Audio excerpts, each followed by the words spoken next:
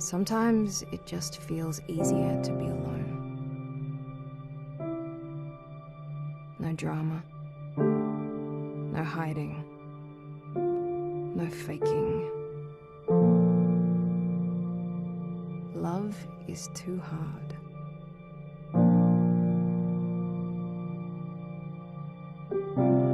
To be loved but not known is comforting, but shallow. To be known and not loved is our greatest fear. But to be fully known, with all your failings, your flaws, the ugliness that you normally hide from the world, to be fully known and, despite all of this, be truly loved. This is what we need more than anything.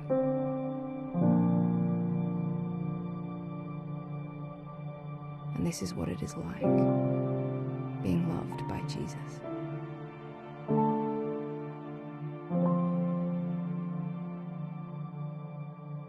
No more hiding. No more pretending.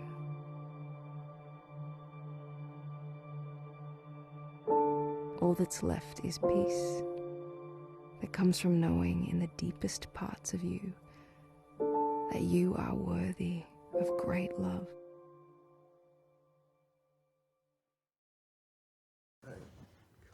This is KAR back with another devotional here. Yeah, this is my favorite. All right, stop now. Is it stopping? No. Oh. Pause. And I just want to say hello. Thank you for joining us today. I'm Carl. This is Avery and Rosa. Hi, my name is Rosita Malay Pompeo Gomez Perez, but you can call me Rosa. What else should I say? I am 17 years old. I go to Stars Mill High School. That's all. What grade? Oh, I'm gonna be a junior. Wow. I know. I'm Are you old. excited? I guess so. I mean, you know what I'm saying? Now you're like in the top tier. Yeah, I'm excited for prom. Upperclassmen. That's about Yeah. it. Okay. And are you gonna play lacrosse this year? Hopefully. Awesome. All right. Well, we know Avery, but a little bit more about Avery. Where do you go to school? What grade are you in? I go to Whitewater High School.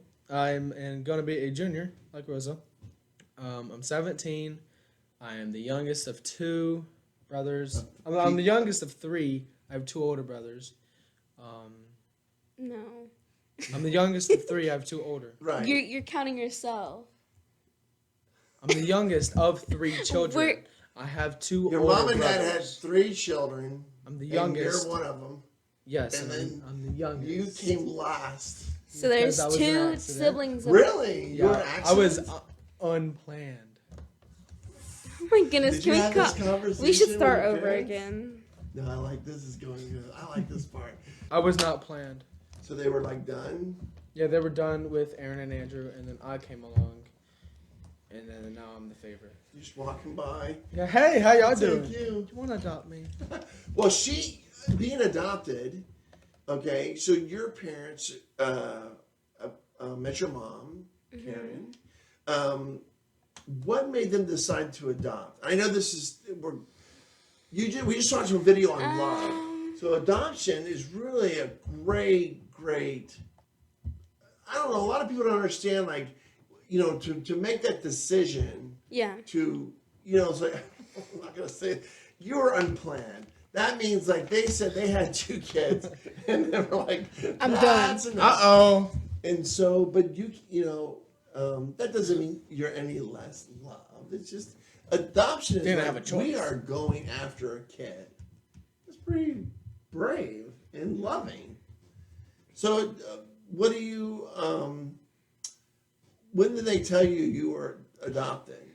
I think I always knew, like, Well, cause I don't know. Everything was just like being around, like. it wasn't like a day where they sat you down. Yeah, no. And You were said, adopted. Yeah, Yeah. I think I like literally knew when I was like 3 months old. I did. I was a smart I don't look child. like you guys. She's very advanced. And I know this about your family. They've kept the Guatemalan culture. They kept it in so that you would experience it because you've been to Guatemala. Yeah. So that's pretty cool. Mm-hmm. Now, do they? Okay, I'm gonna be dumb. Do they speak Spanish or Guatemalan? You know. I don't know. I'm sorry. No, it's fine. I would say Spanish. I don't think there is like I'm Guatemalan. You're Guatemalan because you're obviously. Okay. Yeah, not like we speak Guatemalan. I don't know. Honestly, I don't know either. All right. I would say Spanish though. All right. So tell us how you all met. This will be and how long you been dating. Just give us the whole kind of. We met in 3rd grade. Can I say it? Because that's not right. We met in 3rd grade. Oh, yeah. Okay, so there's a school called People's Elementary, and me and Avery both went there. Like, you went there, like, preschool? Or, like, Kindergarten, 1st, 2nd. Yeah. Kindergarten, 1st, 2nd, 3rd, 4th, 5th. Yeah, and I got there 1st grade, and then, I mean, I guess, like, 3rd grade. I don't know. Yeah, no, that's it. That's Like, how you first met, but you didn't start dating in 3rd No. grade. No, she had a crush on me in 3rd grade. Really? Well, I liked 2 guys, but one of them was rude to me. And I was not. Everybody thought Avery was weird. I was weird though. I was So weird. I was like, wow, that's my type of guy. One guy No. abuses her and I'm just weird. Okay. But so then middle school happened. And then what was it? 7th grade? 8th grade. I don't know. Okay. One She of started those- liking me in 7th grade, and I started liking her in 7th grade, and then Yeah. 8th grade. Okay. You continue. Okay, so then there was this football game. Like nobody, especially the middle schoolers and elementary kids, we never went to the football game to actually watch football. Right. And so I was there. Avery showed up, and then it was, I don't even know how it happened, but one of his friends said that one of his friends liked me, and I was like, oh my goodness, is it this person? He's like, no. And then one of my friends, like, they walked away so they could talk about it so I wouldn't be sad if it was the wrong person. And then she came back screaming. She was like, Rose, it's the same person. I was like, whoa. And then I don't know who said it. Your friend said, like, he wants to talk to you about it first, or was that you? No, it was me. Okay, so then I walked down there, and he just yelled at me. It was like, do you want to go out with me? In front of everybody. And everyone was like, yay! And then I sat down, and I was like, I thought you wanted to talk about it first. But And I he was- goes, we are talking about it. Just And then I was everybody like- included. I was like, my answer is yes. But I was scared. I didn't know what to say, so I just said, can we talk first? But I really just wanted to date her. And you are. It's been 2 years. 2 years and Like 9 9 months. months. 2 years, 9 months. Yes. Now I know you broke up once. That's true. Probably more than that. Oh, really? Okay. Well, I mean, Love- at least once. Love finds its way back. Well, I mean, since we're talking about love and we're talking about, we got, if we can pull up, 1 Corinthians 13 gives us a biblical definition of love. So do you think that, like, when you started dating and stuff, you found, like, okay, I'm in like, right? Mm-hmm. And then when did you kind of just start? Describe the mindset. We always hear people say, well, I told that person I love them first. Mm-hmm. You know what I'm saying? Yeah. And then, She said it and then there's that moment when you do it. Yeah. Like I finally said, I told him I loved him. Yeah. So you remember that moment or? I feel like, we were like middle schoolers, so I feel like Oh wow. I feel like love was like just like Love, a it fairy was tale just- thing, yeah. like all the movies. Like, Sure. Date for like 2 or It's 3 just- weeks and then they break up. But like now, no, but like now that we're older, it like feels real instead of just like I love you and just like saying it. Yeah. Just like No, we I were do. too young to understand what love was. Right. I mean, I get it. I mean, it's an infatuation. It's a good feeling. Mhm. Yeah. mean, I think we all have experienced that. And I mean, as adults, believe it or not, we have to learn how to get past a feeling of infatuation for people. Obviously, if you're married, you're hopefully growing in love. But for other people in the body of Christ, for people, because what does the Bible say? Love one another as I've loved you. It even says, I love your enemies, which is absolutely insane. Yeah. So that rude kid who you turned down for the weird kid.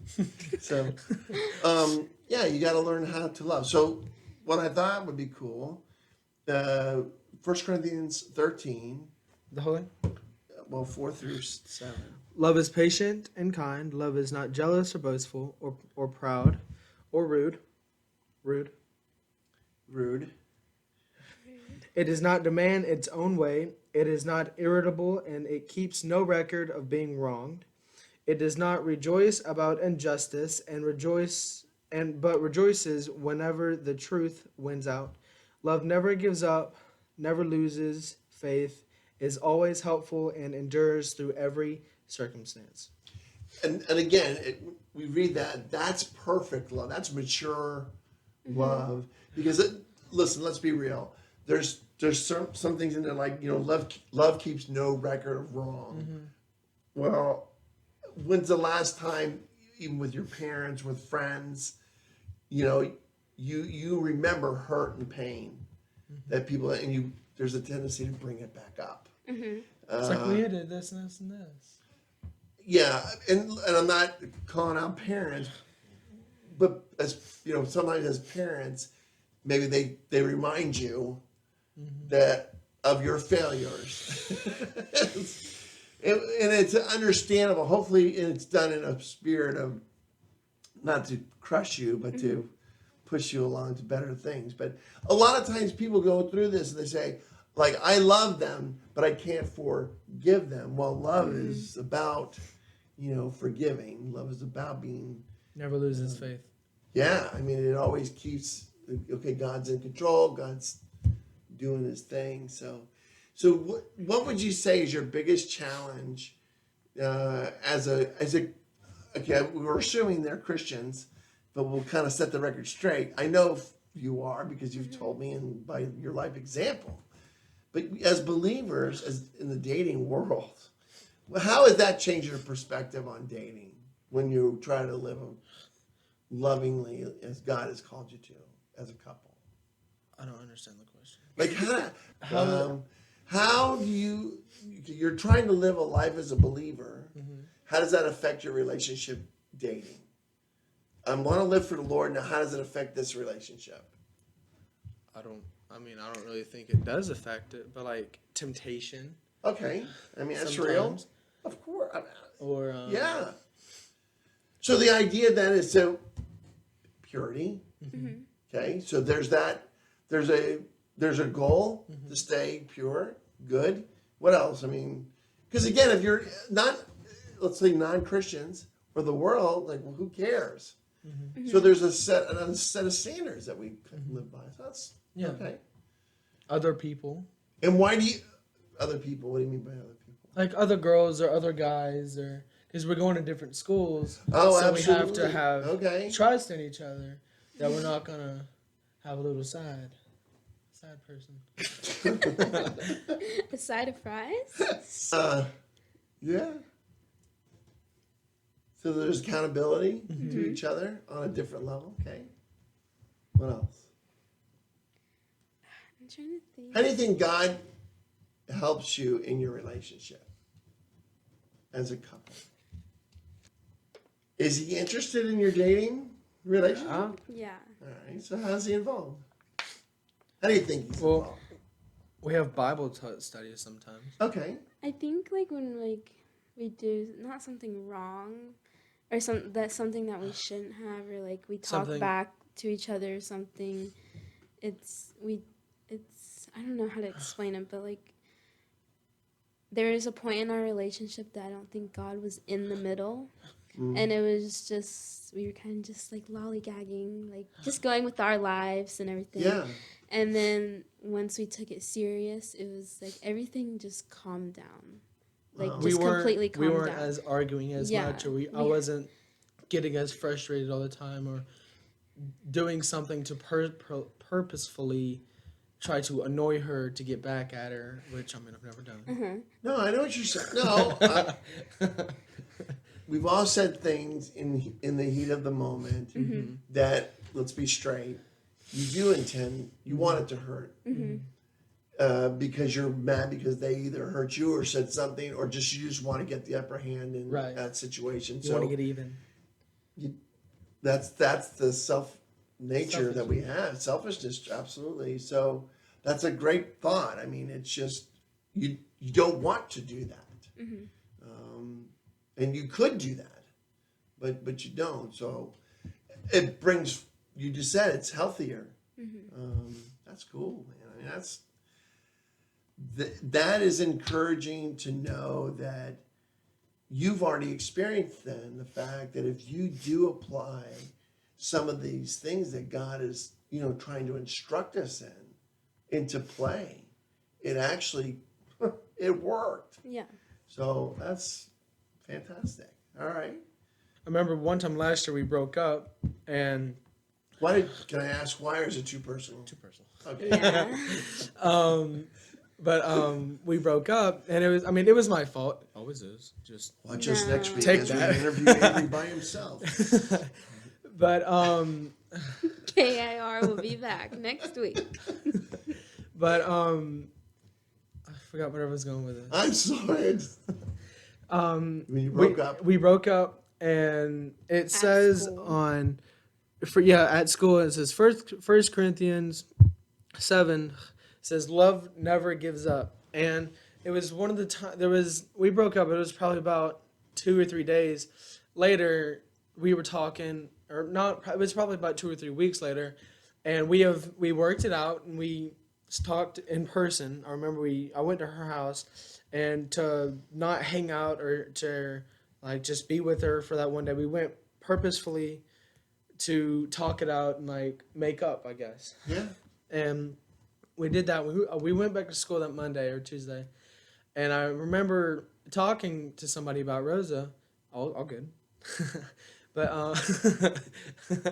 but I remember just talking to her about it, talking to someone about my relationship. They were like, "Well, I thought you broke up." And I said, "Yeah, but I mean, we love each other. Why would we just not try to fix it, or why would we not try to work it out?" And they go, "Well, I mean, you broke up." And I remember saying that doesn't mean that we're not going to still be friends, or that doesn't mean that we're not going to try to get back together, because I mean, I love her. I'm still going to try to win her back or get her back, And Yeah. love never gives up, never loses faith, and is always hopeful. So I was hopeful that I could, whatever I could do, just ask for forgiveness for her and from God to, not really like get her back, but like to try to still be with her, because Have that relationship. yeah, Yeah.